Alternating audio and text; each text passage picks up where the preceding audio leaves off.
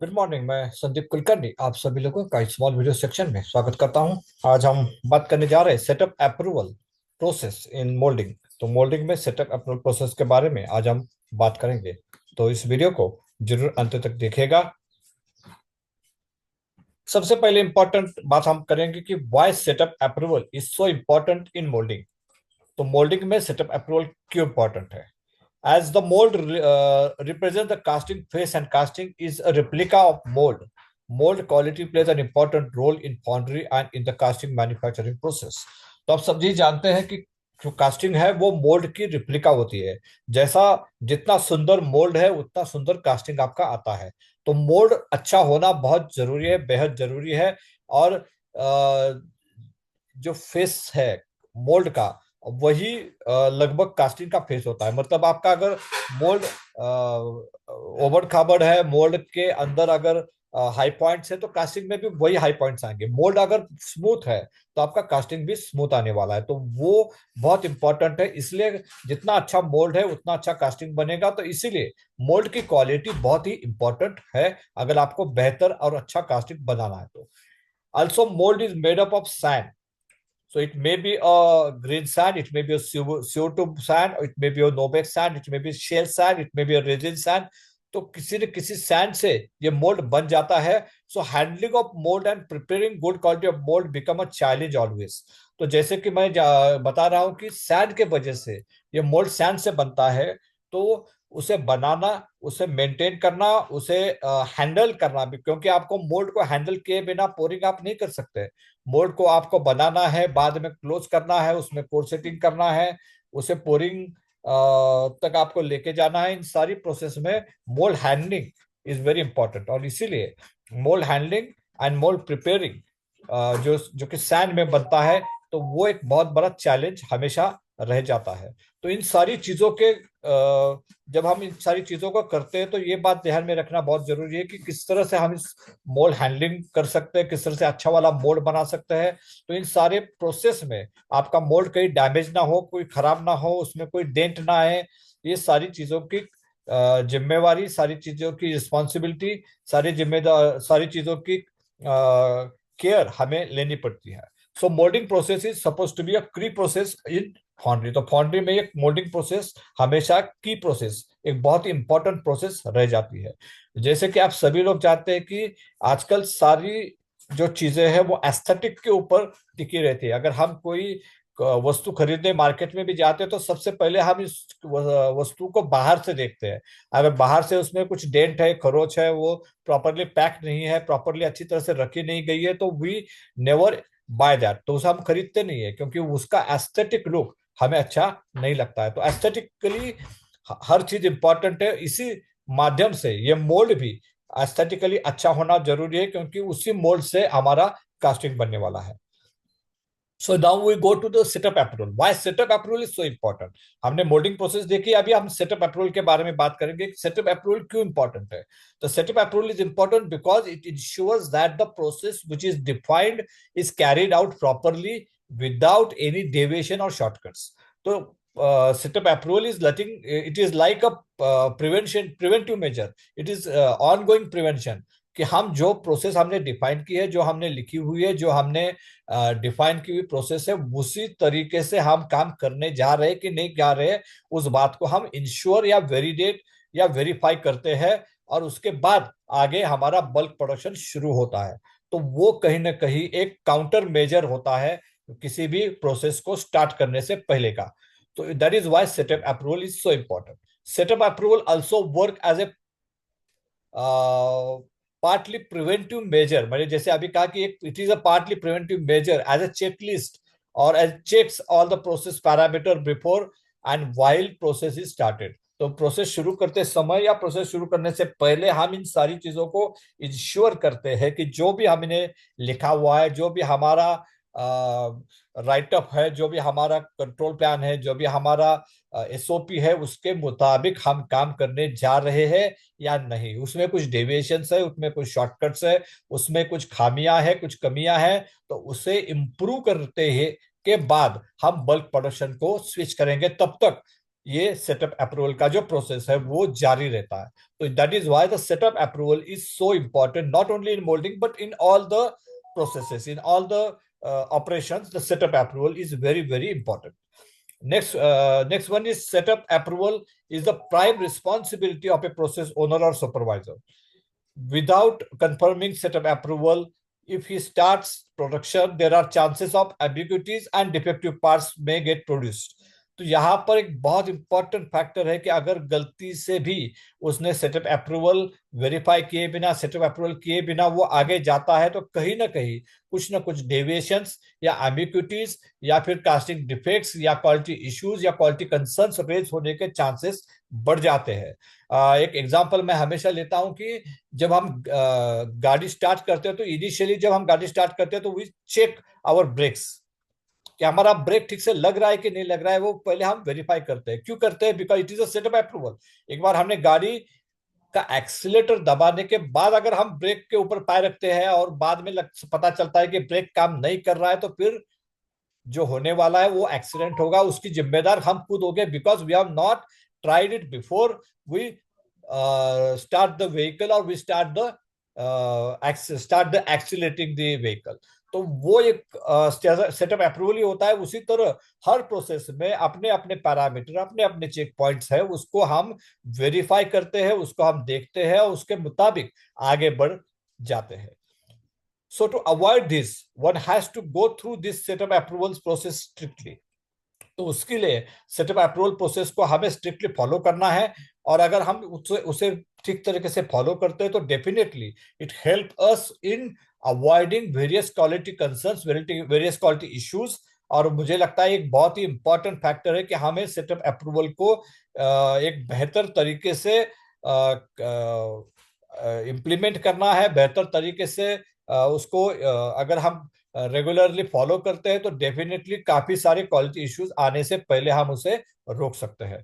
Setup approval process में be done while start of A shift और while change the pattern. तो ये जो मोल्डिंग का जो सेटअप अप्रूवल है उसे हम दो तरीके से डिफाइन कर सकते हैं। या तो आप जब शिफ्ट की शुरुआत होती है या वीकली ऑफ के बाद शुरू होता है तो वहां पर कर सकते हैं, या फिर जब अपना पैटर्न चेंज होता है तो वहां पर भी आपको कुछ पैरामीटर्स उसके देखने हैं। तो दो जगह पे सेटअप अप्रूवल होता है, या तो पैटर्न चेंज करते समय होता है या आपकी शिफ्ट शुरू होते समय होता है। तो दोनों समय आपको इस सेटअप अप्रूवल का जो प्रोसेस है उसे आपको फॉलो करना है, उसे डॉक्यूमेंट करना है, ताकि आपको पता चले कि मैंने क्या क्या वेरीफाई किया था, कुछ चीजें मुझसे रह गई क्या। और मुझे लगता है कहीं ना कहीं हम अगर इसको एक चेक पॉइंट की एक लिस्ट अगर बनाते हैं, एक चेक पॉइंट की लिस्ट बना के देते हैं, तो definitely it helps you to apply it, improve it. और मुझे लगता है कहीं ना कहीं इसका काफी सारा फायदा आपको मिल सकता है। So let us go with the various parameters in the moulding setup approval process. तो हम शुरुआत करते हैं मोल्डिंग सेटअप अप्रूवल प्रोसेस के ऊपर। हम क्या क्या पैरामीटर्स देखने जा रहे हैं उसके ऊपर।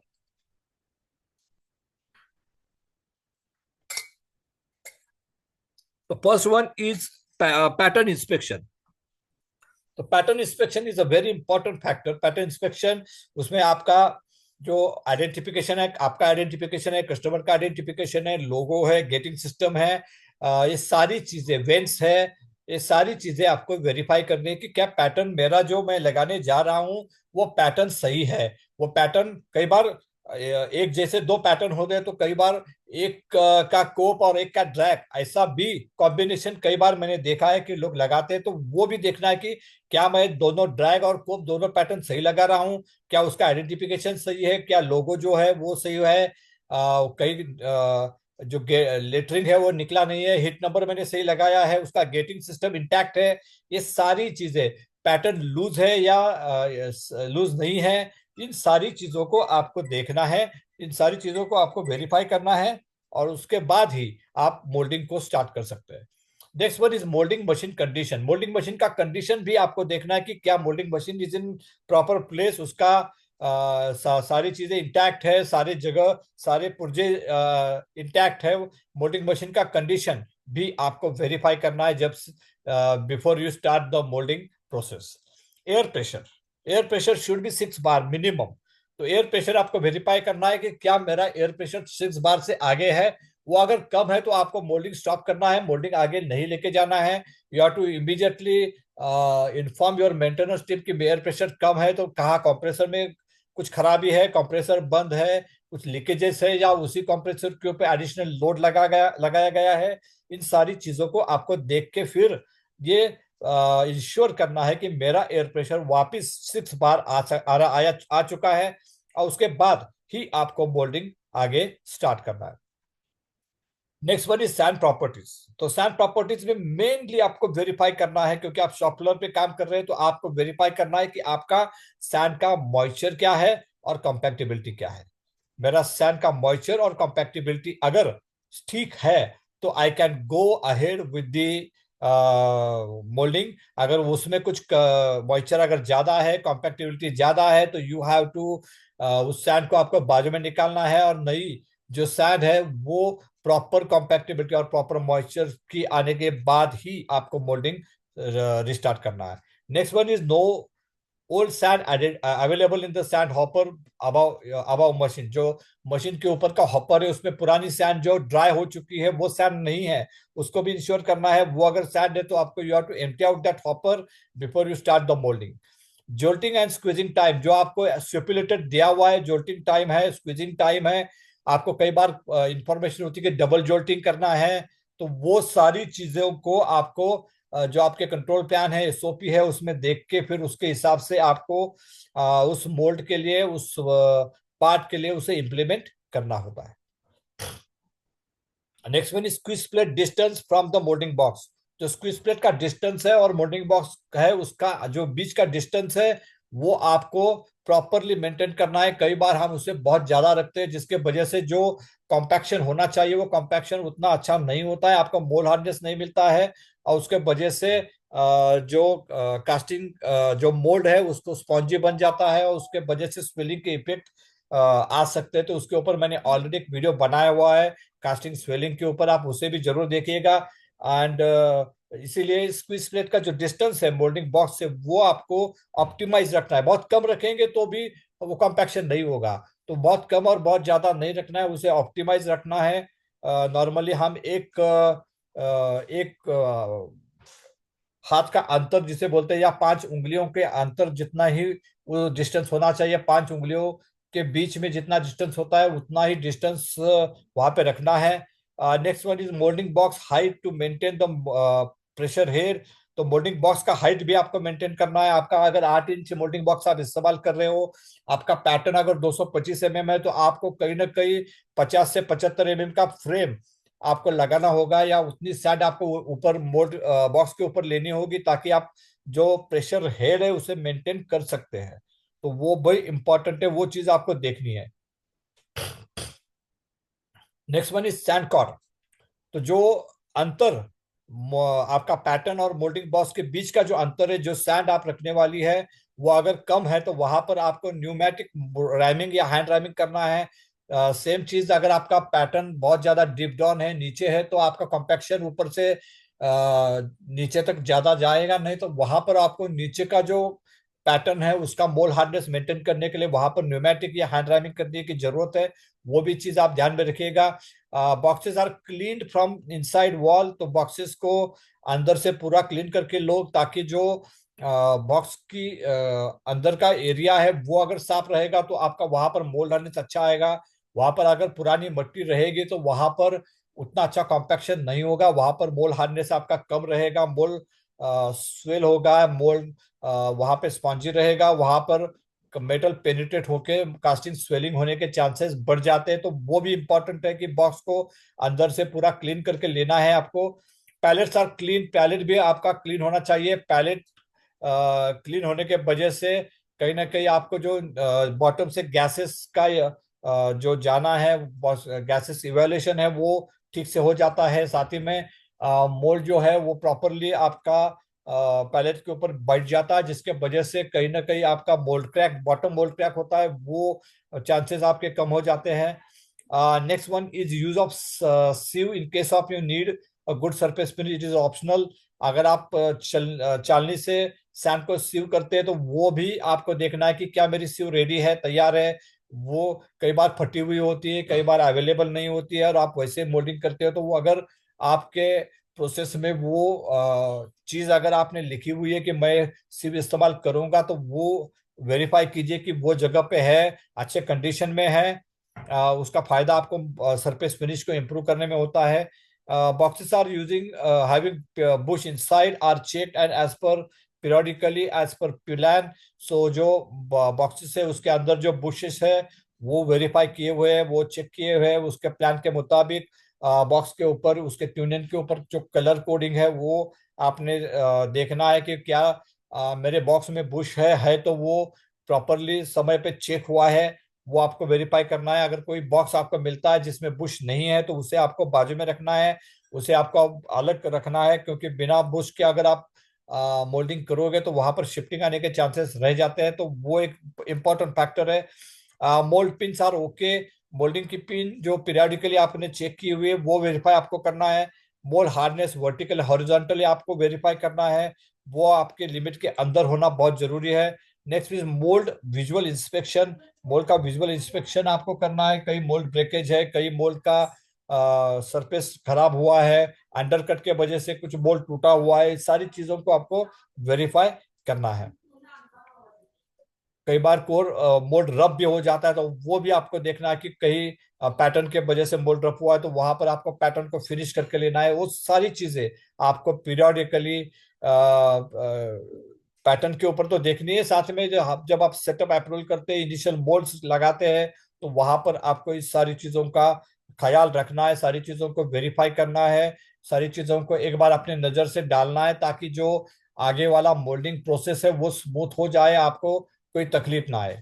Next one is core ability. जो सेटअप अप्रूवल का इंपॉर्टेंट फैक्टर है, कोर अवेलेबल है कि नहीं है, कोर का विजुअल इंस्पेक्शन प्रॉपर कर रहा हुआ है कि नहीं है, को वहां पर कोर को पेंटिंग करना है तो कोर पेंट हुआ है कि नहीं है, इन सारी चीजों को आपको वेरीफाई करना है। मोल्ड पेंटिंग, अगर आपका मोल्ड अगर आप पेंट करते हैं तो क्या मोल्ड पेंटिंग के लिए स्प्रे गन अवेलेबल है या फिर ब्रश अवेलेबल है, आपने ठीक से वो पेंट आपने स्टिर करके लिया हुआ है कि नहीं, ये सारी चीजों को आपको वेरीफाई करना है। Next one is core setting. तो कहीं ना कहीं आपको कोर सेटिंग भी बहुत ही इंपॉर्टेंट फैक्टर है, आप कई बार इसे इग्नोर करते हैं लेकिन it's an important factor. Core setting में आपको कुछ तकलीफ आ रही है क्या, कोर ठीक से बैठ रहा है क्या, कहीं पर कोर क्रश हो रहा है। जब आप फर्स्ट बॉक्स ढक के देखते हैं बोल्ट क्लोजिंग ऑब्जर्वेशन के समय, वहां पर मोल्ड क्रश हो रहा है, कोर क्रश हो रहा है, बॉक्स टू बॉक्स या मोल्ड टू मोल्ड कांटेक्ट हो रहा है, इन सारी चीजों का प्रिंट का जो डायमेंशन है वो सही है, प्रिंट का क्लियरेंस क्या कर रहा है, सारी चीजों का ऑब्जर्वेशन आपको करना है। अगर इसमें कुछ एबिक्विटीज लग रही है, यहाँ पर कुछ अगर चीजें आपको डाउटफुल लग रही है, तो वहां पर आपको उस चीज को एड्रेस करना है, उसके ऊपर काम करना है, और उसके बाद ही प्रोडक्शन को गो अहेड देना है। तो इट इज अ वेरी जिसे हम जिम्मेदारी का काम है, बहुत ही रिस्पॉन्सिबिलिटी का काम है। ये बात आप ध्यान में रखिएगा, क्योंकि हमेशा एक मोड आप जब वेरीफाई करते हैं तो वो बहुत इंपॉर्टेंट फैक्टर होता है। उसके बाद इक्वल और parallel closing of mould. Mould का क्लोजिंग बहुत इंपॉर्टेंट है, बिल्कुल एक जैसा मोल्ड क्लोज होना चाहिए। कई बार हम मोल्ड क्लोज करते समय अगर दो आदमी का कोऑर्डिनेशन सही ना हो तो मोल्ड टेढ़ा क्लोज हो जाता है, जिसके वजह से सैंड क्रश होने के चांसेस बढ़ जाते हैं या फिर सैंड ड्रॉप हो जाता है। तो ये बहुत इंपॉर्टेंट चीज है। तो मोल्डिंग तो जो कोर सेटर है उसका स्किल, क्लोजिंग वाले का स्किल, दोनों स्किल इंपॉर्टेंट है। वहां पर ट्रेनिंग की कोई आवश्यकता है क्या, वो आपको इवेल्युएट करनी है। तो सेटअप अप्रोवल में आप रिसोर्सेस को भी इवेल्युएट करते हैं, ट्रेनिंग को भी इवेल्युएट करते हैं, लोगों के स्किल्स को भी इवेल्युएट करते हैं। तो ये सारी चीजें बहुत ही अहम है, बहुत ही इंपॉर्टेंट है। Clamping process, tight clamps from both side at a time. तो क्लैंपिंग प्रोसेस इज इंपॉर्टेंट। अगर आपका जो दोनों तरफ से जो क्लैम्प करने वाले आदमी है एक साथ अगर क्लैम्प करते हैं तो वो बहुत इंपॉर्टेंट है। अगर एक साथ वो क्लैम्प नहीं करेंगे तो कहीं ना कहीं देर आर चांसेस की बहुत जोर से क्लैम्प करेगा, एक स्लो क्लैम्प करेगा या कम ताकत से क्लैम्प करेगा, तो उससे कहीं ना कहीं आपका जो मोल्ड टू मोल्ड कांटेक्ट है या बॉक्स टू बॉक्स कांटेक्ट है वो ठीक से नहीं होता है। कई बार वहां पर शिफ्टिंग आने के चांसेस होते हैं, मोल्ड क्रैक होने के चांसेस होते हैं, मोल्ड क्रश होने के चांसेस होते हैं, और उसके वजह से काफी सारे रिजेक्शंस आपको सहने पड़ते हैं। Next one is mould handling and mould transfer. No mould box should touch each other. तो यहाँ पर ये बहुत इंपॉर्टेंट है कि पैलेट को पैलेट टच होना चाहिए, बॉक्स को बॉक्स कभी भी टच नहीं होना चाहिए। कई बार दो बॉक्स के ट्यूनियन एक दूसरे को टच करते हैं, तो ये बहुत गलत है। आपके पैलेट के ऊपर पैलेट, या पैलेट को पैलेट अगर टच करता है तो वो जो फोर्स है वो पैलेट के ऊपर आता है, न कि बॉक्स के ऊपर। अगर बॉक्स का ट्यूनियन एक दूसरे पर टच करेगा तो कहीं ना कहीं बॉक्स के अंदर मिट्टी गिरने के चांसेस बढ़ जाते हैं, सैंड क्रश के चांसेस बढ़ जाते हैं, कोर क्रश के चांसेस बढ़ जाते हैं। तो इसलिए हमेशा जब मोड ट्रांसफर करते हैं तो पैलेट टू पैलेट टच हुआ तो चलता है, लेकिन बॉक्स टू बॉक्स कभी भी टच नहीं होना चाहिए। दूसरा, आपका जो ट्रैक लाइन है वहां पर कुछ एक्स्ट्रा मेटल है, वहां पर कुछ हर्डल्स है, तो उसके वजह से भी कई बार वो पैलेट्स जंप करते हैं। पैलेट्स जिसे हम कहते हैं कि एक दूसरे के ऊपर, उस मेटल के ऊपर आने के वजह से वहां पर ट्रम्बल हो जाते हैं, तो उसके वजह से सैंड गिरने के चांसेस बढ़ जाते हैं।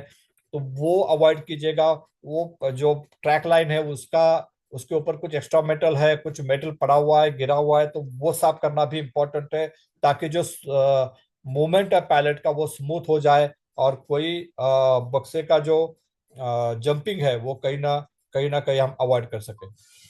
Next one is check sand taken in the box should be at least 2 to 3 inch higher than the box level. तो जब भी हम इनिशियली सैंड लेते हैं तो सबसे पहले तो मैं ये कहूंगा कि आप थोड़ी सी सैंड ले जब आपके पैटर्न के लेवल में, बाद में उसे हैंड राइमिंग करें, न्यूमेटिक राइमिंग करें, जोल्टिंग करें, उसके बाद फिर थोड़ी सैंड, फिर बाकी बची हुई सैंड ले। तो ये दूसरी बार जब आप सैंड लेते हैं तो वो बॉक्स के ऊपर 2 या 3 इंच होनी चाहिए, ताकि वो जब आपका कॉम्पैक्शन हो, जब आपका स्क्वीजिंग हो, जब आपका दूसरा जोल्टिंग हो, तो वो बॉक्स के लेवल के थोड़ी ऊपर है। अगर आप बॉक्स के लेवल के ऊपर हाइट सैंड लेंगे तो वो बॉक्स के नीचे जाएगी, और वहां पर एक चांसेस है, जब आप बॉक्स, स्पेशली ये ड्रैग बॉक्स के लिए ज्यादा एप्लीकेबल है, जब वो ड्रैग बॉक्स आप पैलेट के ऊपर रखोगे तो वहां पर बॉटम लीकेज होने के चांसेस बढ़ जाते हैं। तो इसीलिए आपकी जो सैंड है वो कम से कम 2 या 3 इंच ऊपर होनी चाहिए। Next one is sand in box should be 1 inch higher than the box level after moulding to avoid bottom leakage. तो जो सैंड आपने बॉक्स में ली हुई है वो मोल्डिंग के बाद जो सैंड रहते हैं, मतलब बॉक्स की सैंड की लेवल है वो बॉक्स के ऊपर 1 इंच होनी चाहिए हमेशा, क्योंकि अगर वो अंदर है तो वहां पर बॉटम लीकेज होने के चांसेस बढ़ जाते हैं।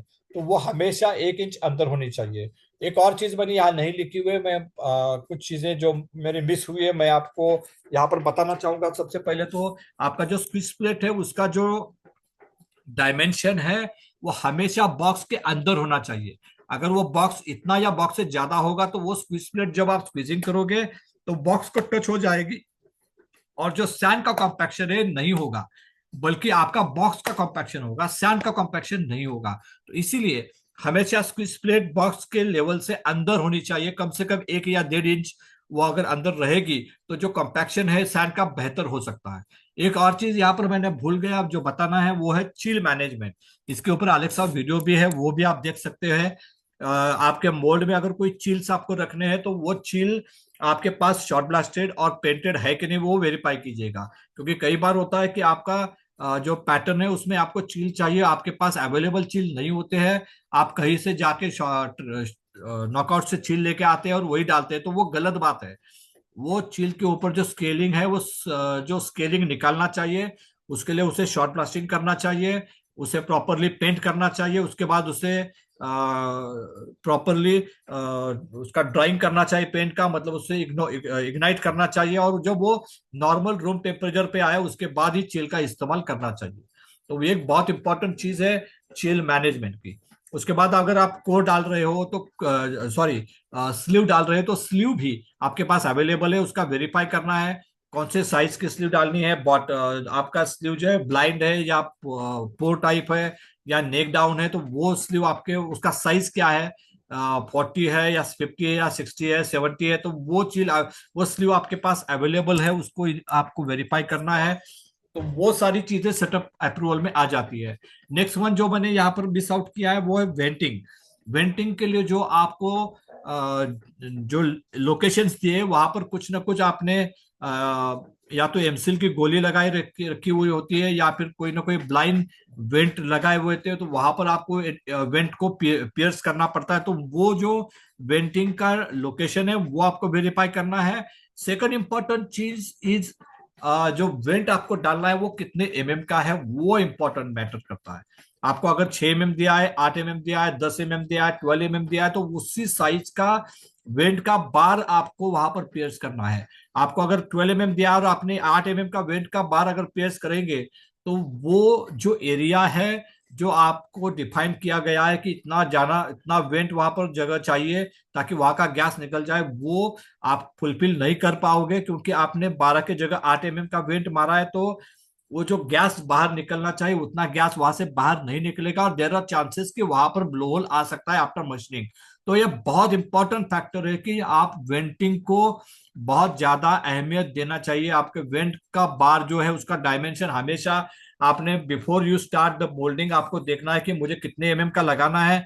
आप जो भी बार चेक कर रहे हैं वहां पर एक वर्नियर जरूर रखिएगा, या फिर कोई गेज रखिएगा, जिससे आप उस वेन बार को चेक कर सकते हैं कि ये मेरा बार जो है वो बिल्कुल 12 का है और मैं 12 के बार से वहां पर वेट लगा रहा हूं। तो location, size of the vent bar, and number 3 number of कितने वेंट्स आपको लगाने हैं। उन सारी चीजों को अगर आप फॉलो करोगे तो डेफिनेटली आपको ब्लोहोल के रिजेक्शन काफी कम हो जाएंगे। लेकिन अगर इसे फॉलो आप नहीं करोगे तो डेफिनेटली देयर आर चांसेस कि आपका ब्लोहोल का रिजेक्शन आफ्टर मशीनिंग बढ़ने वाला है। तो ये सारी चीजें मोल्डर के हाथ में है, सुपरवाइजर के हाथ में है, मोल्डिंग सेटअप अप्रूवल के हाथ में है। अगर आप इसे सही तरीके से फॉलो करोगे तो आपका रिजेक्शन कम हो जाएंगे। अगर इसे आप फॉलो नहीं करोगे तो आपका रिजेक्शन बढ़ने वाला है। Next one is ensure box faces are free from metal.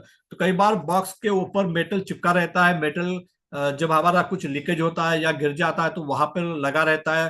तो जब भी आप देखोगे तो कम से कम जो फेस एक दूसरे के साथ में टच होने वाला है, उन टच फेसेस के ऊपर का मेटल का जो एक्स्ट्रा मेटल है या मेटल है उसे निकालना बहुत जरूरी है। वो मेटल जब तक आप नहीं निकालोगे तब तक आपका बॉक्स टू बॉक्स कॉन्टैक्ट नहीं होगा, और देर आर चांसेस कि वहां से मेटल पेनिट्रेशन हो जाएगा, मेटल लीकेज हो जाएगा, और आपके कास्टिंग में क्वालिटी इश्यूज आ सकते हैं। मेटल पूरी तरह से प्रॉपरली फिल नहीं होगा तो उससे आपको काफी सारे डिफेक्ट्स आ सकते हैं। तो ये इंश्योर करना जरूरी है कि आपके बॉक्स के फेसेस फ्री फ्रॉम मेटल है।